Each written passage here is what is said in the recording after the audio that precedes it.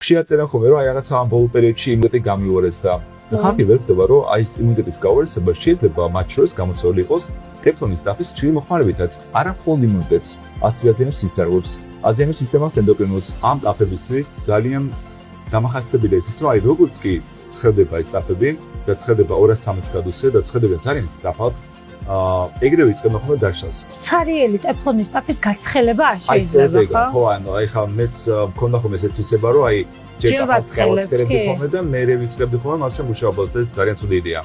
რომ ცარიელი ტაფა ძალიან მალე ცხელდება 260 გრადუსზე უფრო მაღალ ტემპერატურაზე. და სწორედ ეს ის ტემპერატურაა, რომელიც უკვე იწყებს მის დაშლას, ტეფლონის დაშლას.